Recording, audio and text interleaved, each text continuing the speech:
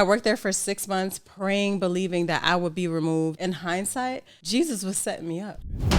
All of our disappointments in life. Unhealthy expectations. I let my clients know immediately, you're going to go off and do this on your own. Welcome to Catch the Moment podcast. I am your host, David Tyree. It is caught by Tyree. That's a great catch by David Tyree. Oh my God. This ball's thrown and Tyree just goes up for it like a basketball. Welcome back to Catch the Moment podcast. It's your host, David Tyree. Super excited today. We always talk about pain, process, and journey, but there's instrumental people along the way that actually have to help us get to those places. And that's where we really try to give you some insight and how to overcome and get you to your next moment, your next point of success. Today, I'm here with mother, friend, drug and alcohol certified. Certified in so much, but really a specialist in the area of mental health, drug and alcohol rehabilitation, Sasha Branch. So thrilled to finally have you on the pod. How you doing? I'm so excited. I'm doing well. Listen, man, ain't she a great ball? Just a great beam of light in life. Look at that smile. Look at those teeth. Wouldn't you want to be counseled by? Everything well? Everything is well. Yes. I'm super excited to have you on and talk about this space. I'm like when we talk about this mental health space altogether, right? And I know you have some special background and certifications that are specific. We're going to get into your professional journey, but it's always first order of business. I know what I'm known for. I know my moment of adoration, and I know you're not. Actually, you got some athlete pedigree, so we're going to talk about that too. Yes. You do have some athlete pedigree. Workout game is real vicious. She's on IG. Where were you the first time you ever saw the helmet catch, and what are any memories that you might have from it or any thoughts? Oh, man, I was at Rutgers. You was at Rutgers? I was at Rutgers, and I remember I was a fake Giants fan because, when you live in the state, you're like, oh, whatever team my state roots for, I'm going to root for that. No doubt. So I became a Giants fan because everyone in college was a Giants fan. Of course, representing. So I remember going to a college party, a little Super Bowl. I was like, oh, let me have fun. Yep. So I remember going, and I had no idea who was even playing. I really didn't. You didn't even know who was really even in the Super Bowl. I didn't. I was just going for the fun time. Going for good times. You out there. Now, you was at Rutgers, New Brunswick? Yes. Okay, nice. The party school. Big party school. Party school. It's a few different campuses, but that's where it's going down. That's where it's going down. Gotcha. So I went, and the guy that I was talking to at the time, he was a huge Giants fan. So I was like, okay, all right, I'm getting in there. I was working my way. So I remember that catch, and everyone went crazy, jumped, like literally running through the residential hall, like banging on things. And I think there was a moment where I just thought, wait, what just happened? And I really didn't know about it until I met you. I was like, oh, that was the guy everyone was jumping about. It makes sense now. Makes sense now. That's fantastic. See, listen, I'm out here, grown man, but you're at college, laying the foundation. And obviously, we definitely got to get into some of your background and story. The irony that I'm actually representing Syracuse today. We used to play Rutgers. Those were the good old glory Big East days in my day. Go Cuse. Respect to the home state, home university. Yes. All right. So it was love over at Rutgers. Yes. Excellent. That's fantastic. So I appreciate you sharing that because it's always cool, right? And obviously, that's a moment for me. But you're a native New Jersey. I actually just rolled up on your high school for the first time recently at West Orange High, right? West Orange. Essex County. So the pedigree is already here. Yes. I just want to set the record straight. This is Essex County pedigree. I talk a lot about our beloved county and state. What was, we're going to get to some of your marquee moments, but what was life like growing up? Because you're in this mental health in general. Yes. It's very comprehensive. But you're in the space where this is the topic of the day, right? And needed, and then there's like a real convoluted element sometimes as well. Yes. So, but what was life like for you kind of like formatively, mom, parents, growing up, whatever? What was it like that kind of shaped you in your worldview and your journey? Awesome. So I grew up in Newark. Ah, Born and raised. Okay. From the Bricks. Listen, I'm from the Bricks. My mom's from the Lower East Side, but she ended up moving to Jersey when she was young. She got some New York pedigree. New York in there. And my dad wasn't around. I mean, like most of us, as a kind, he was around, but he wasn't. I knew who he was, and so I met Pops, cool dude, but you know, Pop had a little Rolling Stone. He was a Rolling Stone. We get real. He was really rolling too. He was in Jersey, Maryland, and North Carolina. That's where all of his children are. Man, right? Yes. So there's 9 of us. He was dropping off the seed. I love him. I love him. Listen, and that's the beautiful place as we grow, right? Yes. I love that guy. I really do. Yeah. So my mom has 5 of her own, even though my dad has 9. And she was just a single mom. That's all, you know, trying to figure it out on her own. She had 5 children by the age of 25. And I mean, when I think about it, I had mine when my first at 25. I can't imagine having 5. Shabba dabba doo. I think back and I'm like, how did she? What? I'm 25 with my first son. Like, Mom, what were you doing? I love her. Also, someone I look up to because she really did it. Yeah. She did it. I mean, big respect to Mom. I love her. She got us all through college. I think she really laid the foundation for us. Like, she went back to college as a mom of 5. Went back to college as a mother of 5. Did nursing, became a nurse. Wow. She's now doing a PhD program. Like, my mom is the mom. It's Delilah. Like Mama Delilah. We love you, Mama Delilah. I love her. Oh, my goodness. And those are like I said, we and I think it's so important to shape, like many of us grow up, none of us get to choose our families, right? None of us get to choose our parents. And obviously we start maturing as adults and we start, you know, finding our way into better. But we don't have to despise, right? You know, hopefully we can grow. And you're, like I said, so we got some New York spices, New York City. We got some formative, not the ideal circumstances, right? But you got the pedigree that was able to create an environment for you. At what point do you kind of like? Obviously, Newark is the epicenter of really the state of New Jersey in general. It's definitely been revitalized, but it's like I said, it's urban, it's tough, it's challenges. When do you move through to West Orange and like what kind of gives your life shape? I know you were involved in sports. What is giving your life shape?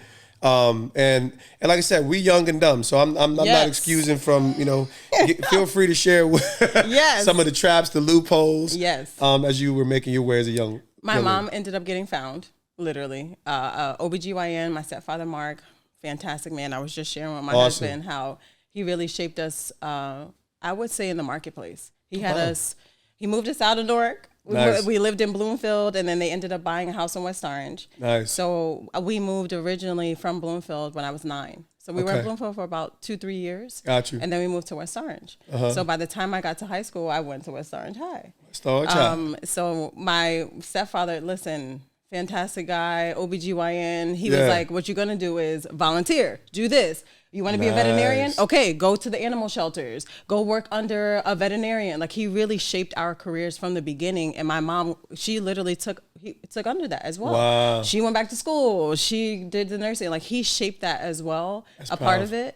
And I bless him. Like, my stepfather's fantastic. Even though they're not married anymore. Family's family. Listen, life, there you go. But it shows the powerful direction, right? And obviously he was a professional, right? OBGYN, we're talking about. It's a doctor, right? Yes, he was a doctor. So we talk about a well-educated man with insight, direction, goals, and accomplishments. And I think it speaks to the stability that sobriety can bring to a home and a family, the direction, especially from a man. A man plays a different role. It does, yeah. And a single mom is a champion.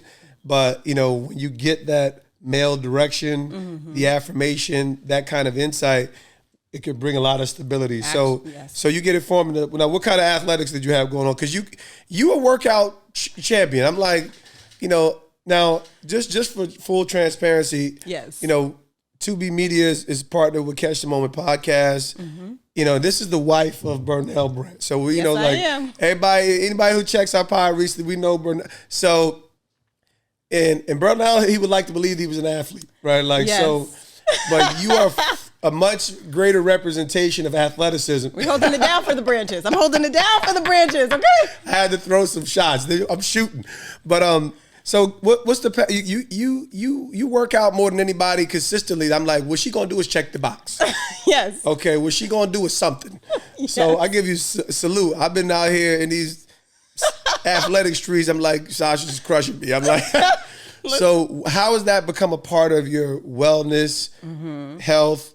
Like, talk about that, because people are missing all these elements when it comes to social and emotional, and physical health. So my saying is be well, do well, and you got a good splice of it. Sometimes I think you might be a little excessive. I don't know. I don't. We're gonna talk about that too. We'll talk about it. So my mom, being a mom of 5, sure, you're not gonna run me crazy. What you're gonna do is what you gonna do. You're gonna get into some sports. Yeah. I just was that child out of the 5. I just didn't know what to do, so I did everything. I was in the marching band. I played basketball, and I ran track. Marching band. I was in the color guard. I was flipping them flags. Yeah, dancing. I was like, you know what? What I can do is dance. I'm gonna flip these flags.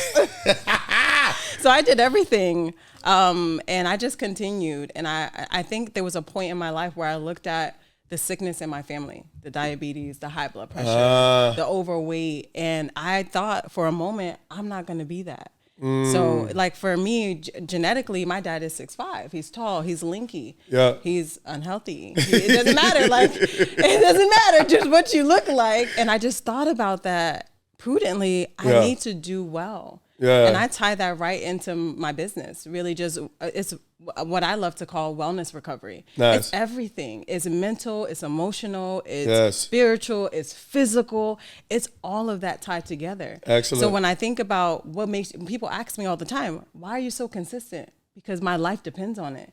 I mean, it may be this much, but my life depends on it. Give it to him. Give it to him. Give it depends on it. I have to wake up and go run. I have to wake up and pray. I have to wake up and emotionally get my life together because I have 3 children and a husband, and then I have a private practice, and their emotions all over. That's right. I have to. If I'm not your husband looking for you. He needs you to have some energy. Exactly. So I get my energy in the morning at 5 a.m. And then it sustains me, and sometimes I burn out, but I try to come back. Yeah, you were early. You like to go. Before I got married, 9:30. Deuces. That's it. God bless you. Now I have to. Yeah, you got. I got to make it work. Your life is not your own. It's not. I got to make it to 11 at least. 11, 10:30. Yeah.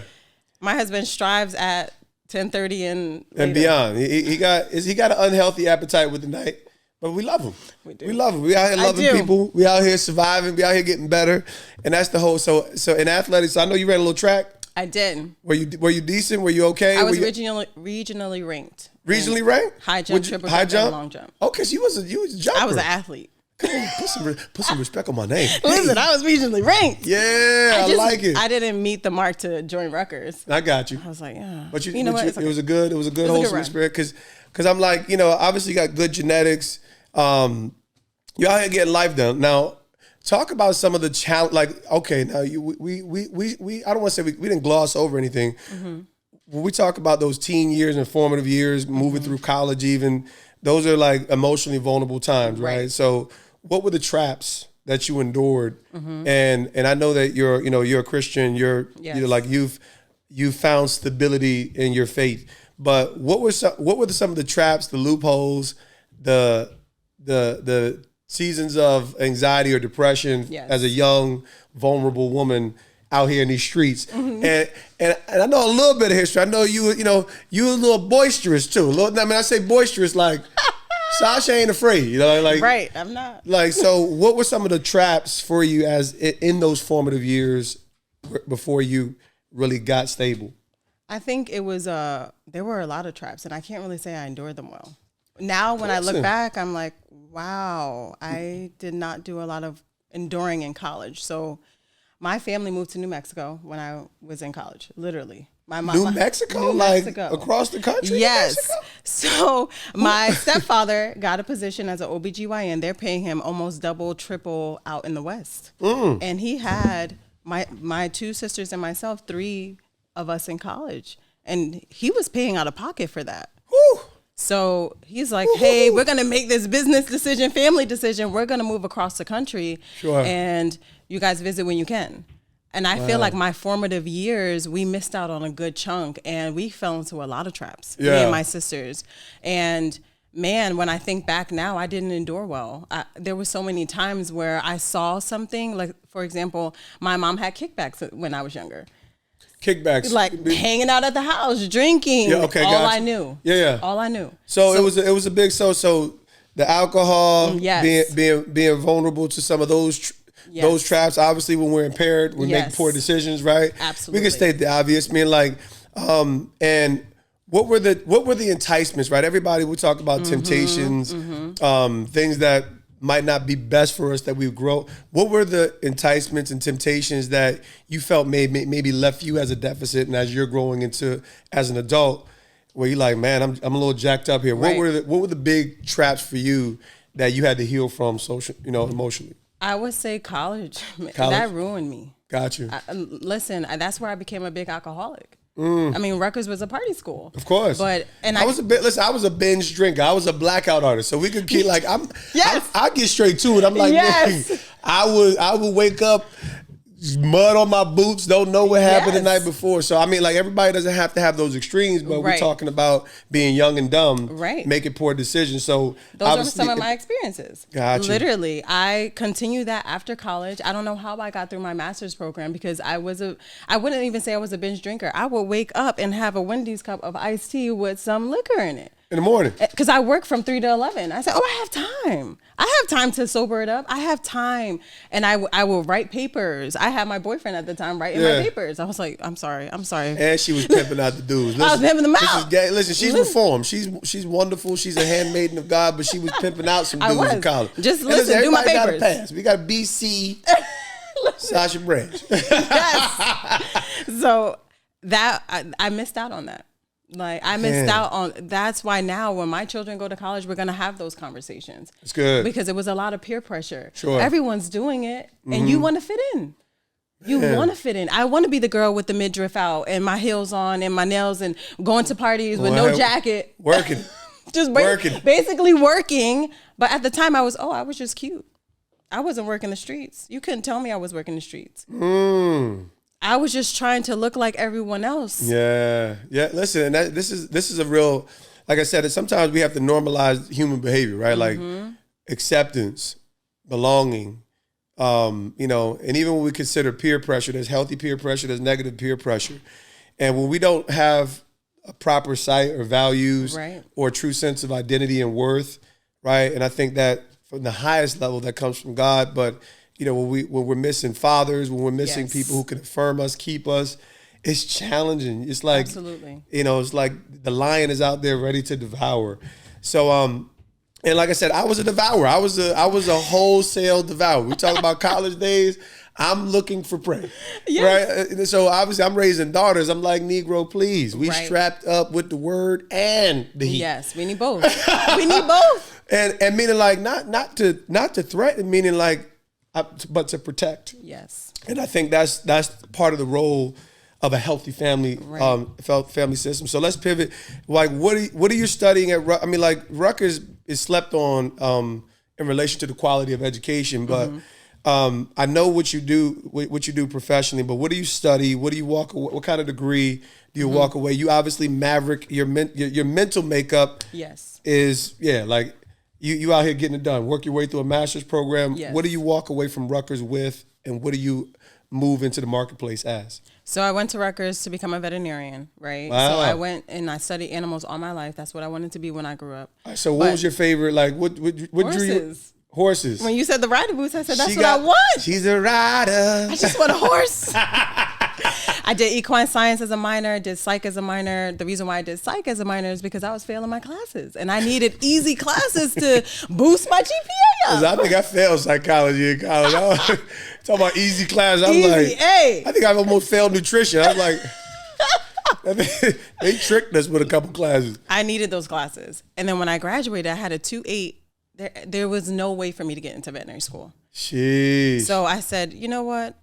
I'm going to go do a master's. And I'm going to prove to any veterinary school that I could do graduate work. Yeah. So I went on and I got my master's in addictions counseling because it was short. Yeah. It was cool. I was like, all right, I'm going to veterinary school. Yeah. in my thinking I was a Christian, thinking I was going to church with my son's father. Yeah. We had sex one time. I got pregnant. Then we were like, well, just going to continue. So you had sex. A one-hitter quitter. A one-hitter quitter. Okay. Before I get into your professional journey, we got to go into the mind of that moment, right? Because, you know, especially in the realm of the faith community, we understand that children aren't accidents, and but we obviously, when you don't plan for something, there's a tremendous emotional and honestly, it's a burden on every level, right? Yes. And so, what was that? So, because now you ain't talking about like if we out here in these streets, we out here in these streets, we out here committing sin, we out here, you know, giving ourselves away, and that has its own consequences, for lack of better terms. But now we talk about I give myself one time, because he told me he was a Christian at the time. Through my depression in college, I was like, I don't think sleeping around is working out for me. So you came to some conclusions at some point. You know what? It's not working out. I think as we get through the college years and we're graduating 23-year-olds, and as a 23-year-old, we're like, marriage, children. We start to think about those things. Thinking, that's right. So I decided I was going to be celibate. And then I meet him and he's like, oh, I'm celibate? Yeah. I'm like, we can do this. Look at you. Let's do this together. So we're hashtagging courtship on Facebook and Instagram. Yeah. We're hashtagging Christian couples.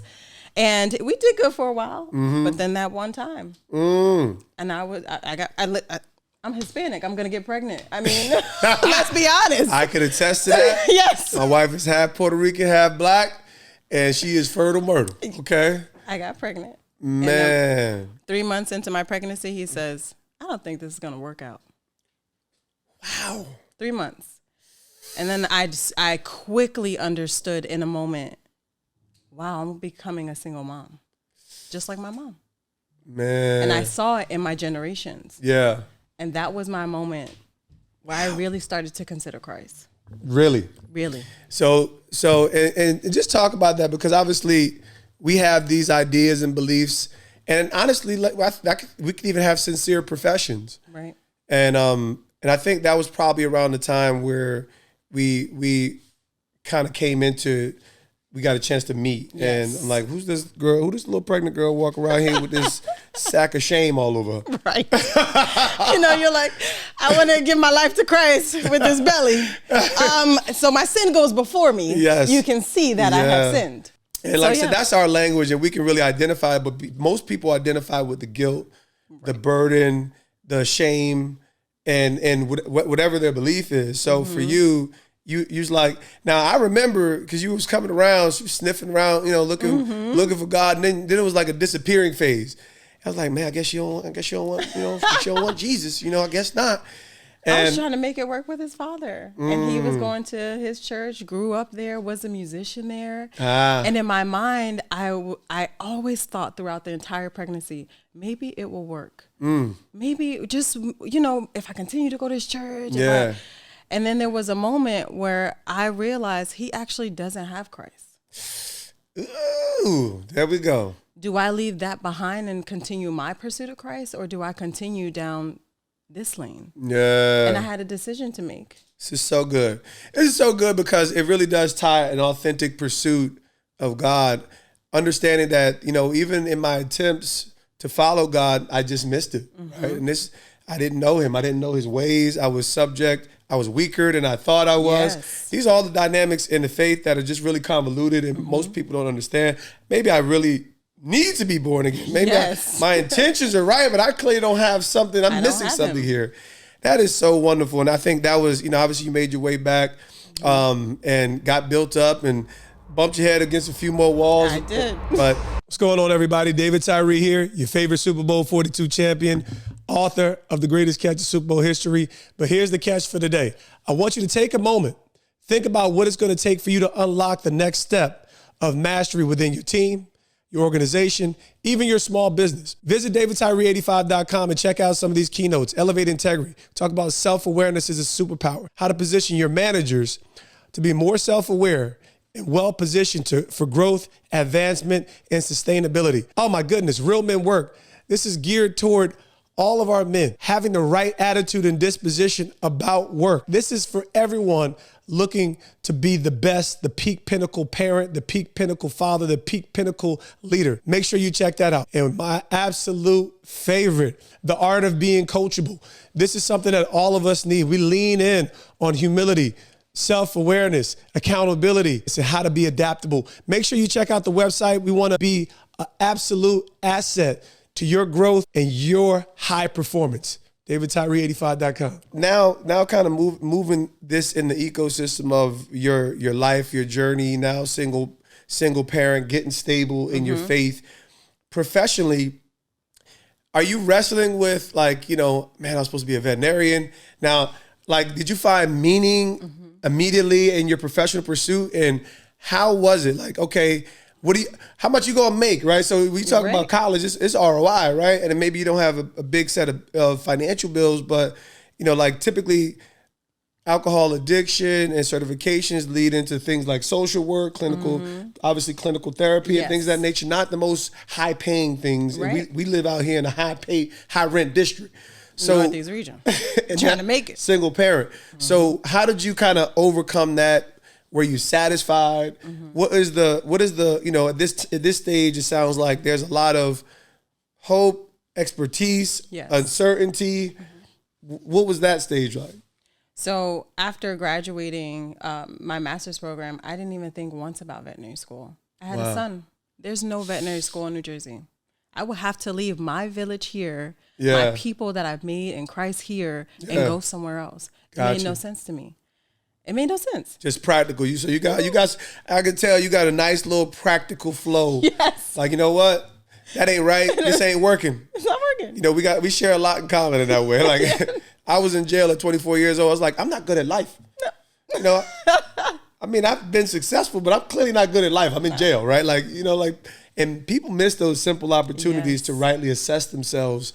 And they miss growth opportunities. But please go ahead. So you're talking about, hey, just the reality of having a child brought real sobriety. Yes. And so you leaned in your master's, your certifications.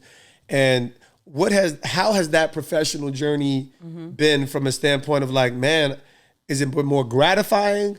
What has been the stages of experience and job opportunities and finding worth, and eventually, like I said, and tie it together with meeting Mr. To Be. Yes, I'll tie it in. So once I got to the profession, I had no idea I needed a license. I was going to be a veterinarian. Yeah, I had to find that along the way, and I really bless God because He put people in place for me outside of Christ, like people in my workplace. So I went to work at a methadone clinic. Oof. Woo!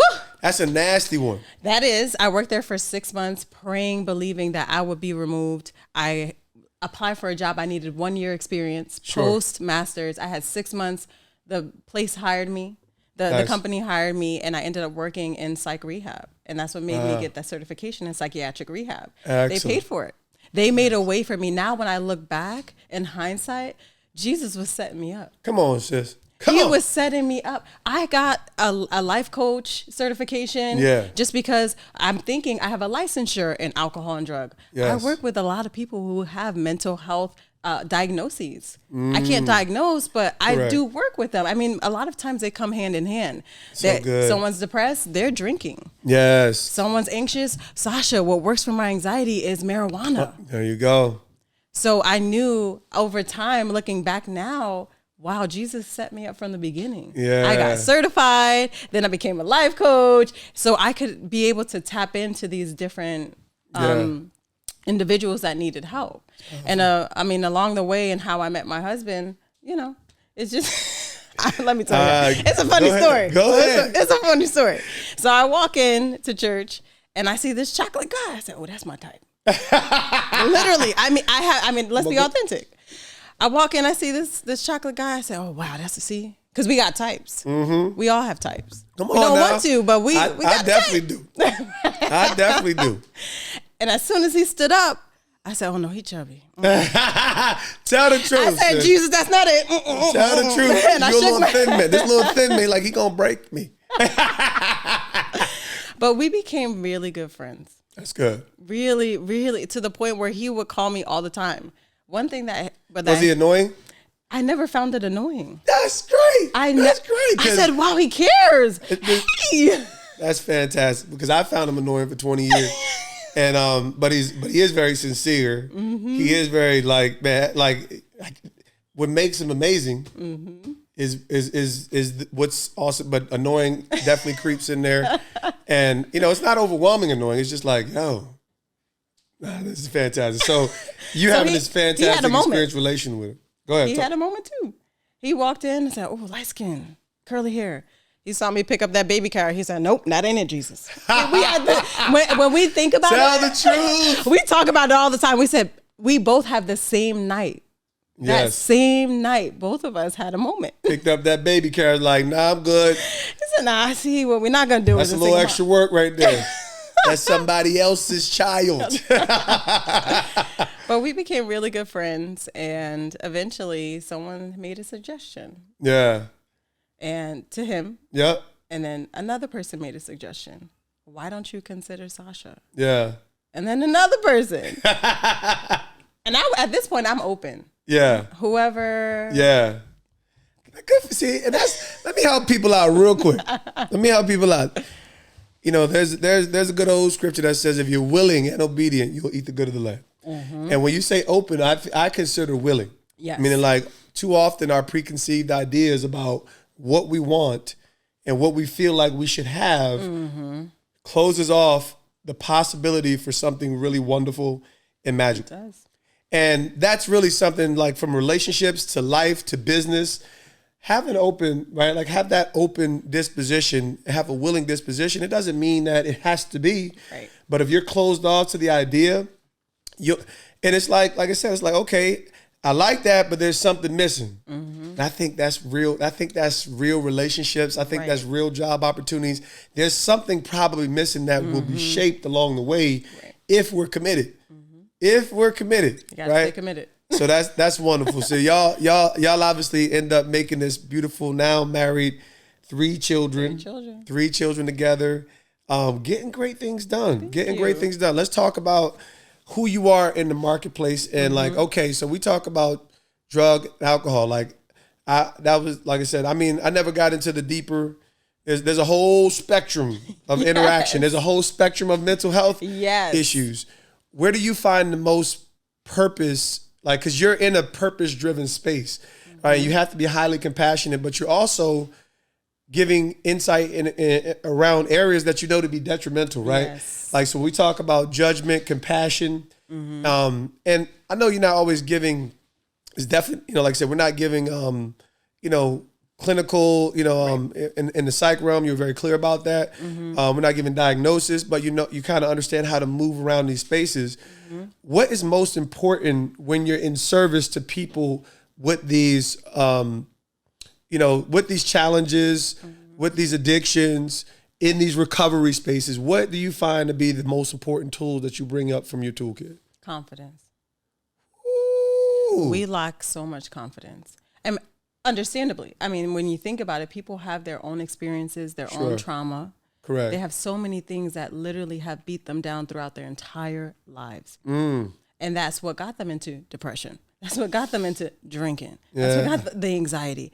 And now on mainstream social media, you have a lot of therapists talking about what happened as a child all the time. So true. They're like, what happened? Well, how did you get here? And I think we miss out on that as adults. We want to kind of skim past that. We want to, that's the past. But it actually shaped you. Come on now. This is something I talk about even in relation to the faith. You can't remove your formative experiences. You can't do it. Even if God has given you a new hope. Yes, you can't. Like, hey man, you've been bruised. The soul has been bruised. The spirit has been bruised. And we believe that, hey, you have, body, soul, spirit. And if we don't tend to those untended, right, it's like you have internal damage, right? If the body can bleed internally, why couldn't the soul? So, I mean, you're alluding to all of these things. Yes. So you're saying that is it confidence coming from you or reestablishing confidence for some of your clients? What is the exchange? And like, so, because either way, I think it's vital. But in your professional journey, is it them needing more confidence or is it you as a practitioner exuding the confidence that brings them to that place of understanding? I think it's both. It's good. There's so many times where I learn from my clients. Come on, sis. So I help the people out. Man. These are missed opportunities. I tell people, I said, listen, man, I'm out here learning from everybody. Right now, just out here like, oh, snap. Okay, yeah. Add that to the Batman belt right there. And even the scriptures talk about being teachable. There you go. There's no way I can walk in as your therapist and think I just have it all together. There you go. There it is. And most people don't want a therapist like that. How about that? They really don't. It's so unattractive. Like I said, my thing is everybody has a little bit of a different personality type, archetype. We are all who we are, right? And hopefully we're all on a journey to excellence, better, virtue, us, Christ. Like, man, I want to be like this dude. And but ultimately, I've never been attracted to anything haughty and arrogant, man. Like, and sometimes confidence can be portrayed as arrogance. It can, right? And I think there's a distinguishing factor. Like, you can be extremely confident. I'm at the stage at 44 years old, having some of the opportunities professionally to say, I'm that dude. I've actually walked in some spaces and been the best at something. Yes. I've even as a professional, athlete development, I've had one of the better departments in the NFL. But so, and what are some of the things? So, what do you find as a practitioner of people who are available and looking for care? What are some of the non-negotiables that you would say, right? Because I think we don't all hold your certifications and some of your expertise, but we're all in these spaces of serving people that we care about. Yes. Right. So, what are some of the if there was 3 things that you feel like you really should have a grip on? And caring for people who are in vulnerable spaces, in recovery spaces, who are still battling addictions, who are still mentally impaired in some way where they're fighting their way back to wholeness. What are some of the things that we should have in the toolkit to kind of like help them land those planes at certain times? Care. Compassion. Patience. Ooh, you said the P word. There it is right there, y'all. This is America's Venom right there. Patience. Yes. The venom of America is patience. We're like, what do you mean? Yes. I'm a TikToker. I just need the 6 seconds. Yeah. So what I've found in my profession is people want to be cared for. Man. They missed out. Yeah. We missed out. Come on. Right? Looking for love and all didn't have a father. Listen, we're trying here. Yeah. And we're looking from that care, sometimes an unhealthy from unhealthy things. That's very, very true. That's my testimony, right? Looking for that love, that care. Sure. Right? So I'm going to tie love and care in together because that's what we're looking Absolutely. for. You need to be compassionate. Yes. How many times, and listen, we as parents do this to our children. We just want them to get over something. Come on, man. Hey, come on, hurry up. But that ties right into patience. It does. And a lot of people, when we think about, as my profession, therapy, they want to be in therapy with me forever. And I get it. All right, so that leads me into a really good one. You gotta give me this, all right? So yes, there is a thing that I believe is called false compassion, right? Like yes, right, like meaning like okay, and you saying that, I mean like people can love the cuddly feeling that we do, and we should, and we need it, right? It's like the comfort of a mother, right? So when we're not nurtured, we're probably going to have issues of hardness that makes us emotionally unavailable. Yes. And we begin to, kind of pour things into those wounds that are really unsavory. But on the flip side, life is happening and we have to survive some of the hardness that life is. How do you, knowing that you have to have the compassion and care, because I'm a father, right? And I think mothers and fathers have different attributes to bring to the table. And I think the family dynamic shapes our entire experience. So at some point, after I listen to my boy cry, right, I can recognize maybe he's emotional, right? Yes. He might be over emotional, right? And I can be patient and say, hey, son, okay, are you hurt? And he might say, yeah, okay. And eventually I wait him out and I say, okay, are you still hurt? Yes. And he's like, no, but he's still crying. I'm like, okay, well, we can stop crying now, right? And I can say that gently. I've had those moments with my children, like, okay, what's up? Well, now we can stop crying, all right? You're doing better, right? But at what point, even with adults, right, when they want to stay in a place of, it's almost like an incubator. Yes. Right? Like we like it.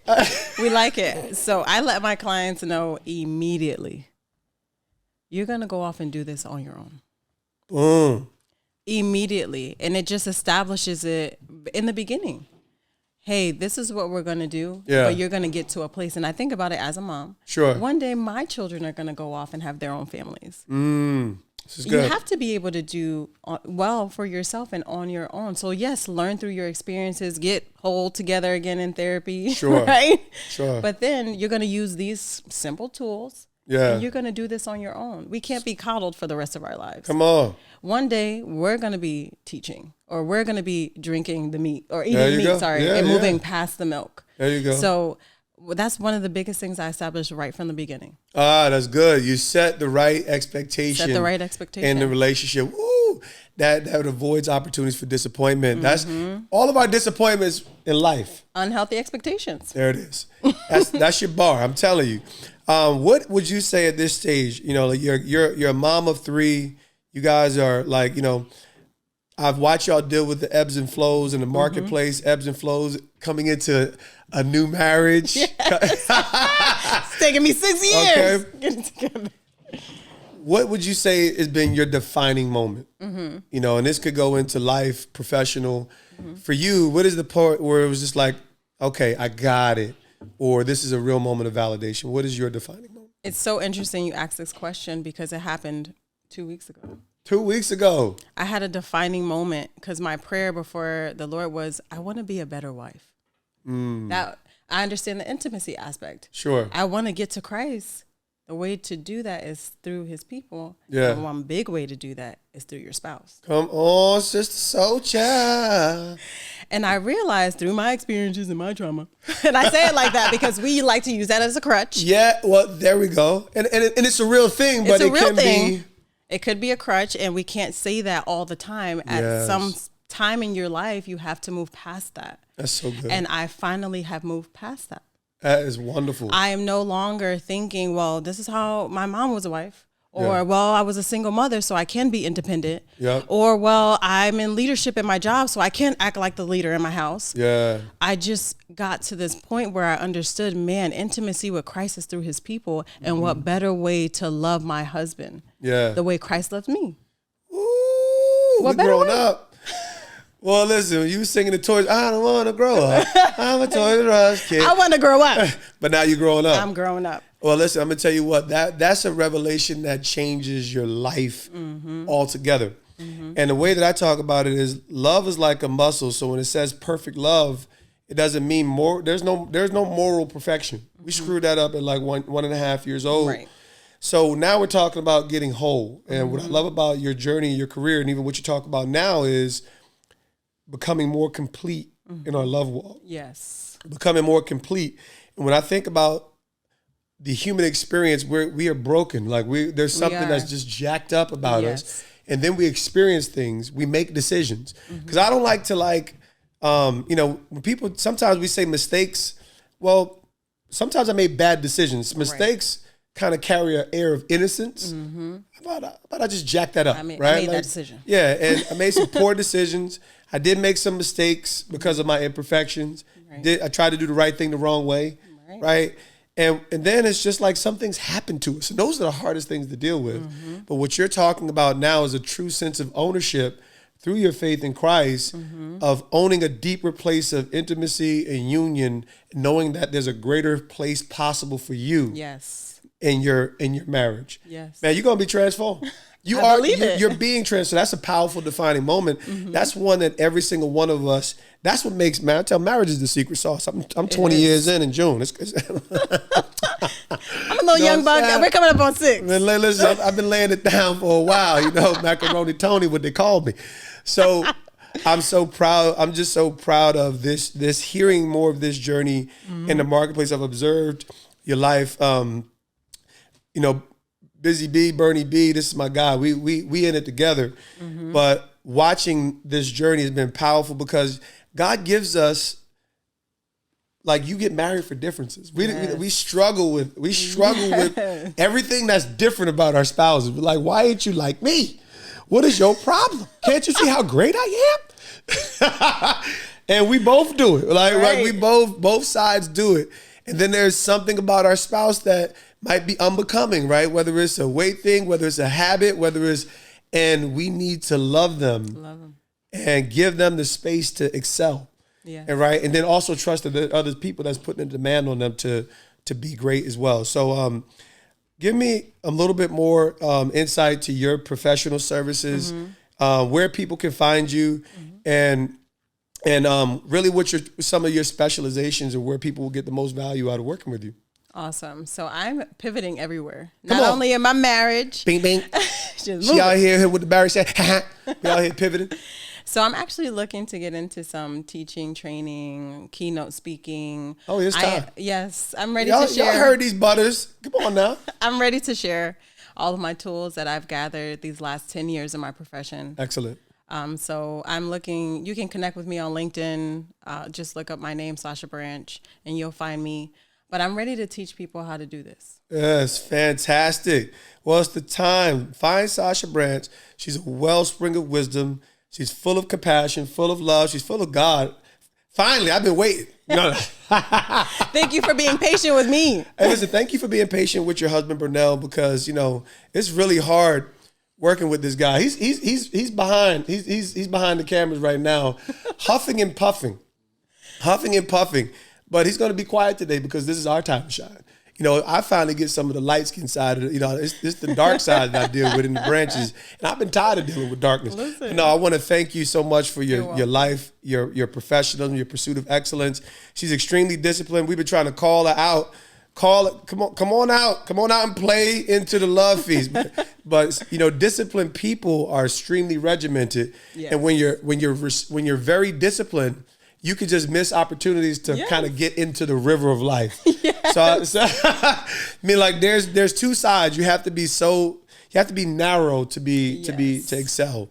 But you also have to make space where that willingness to like, man, what do I really need to kind of get off track so that I can actually amplify and gain greater insight. So I think it sounds like this moment is a nice little pivot for you that's about to cause you to really blossom. So I'm excited for you. And we've been blessed by your journey, your professional insight. Hopefully y'all got it. The compassion, the care, and those are my 3 bars: the compassion, the care, and the patience. Patience, man, patience. We need it. Get those bars, put them to work. You can be well and do well. And Sasha Branch can help you. We'll check in with y'all soon. Y'all continue to get great done.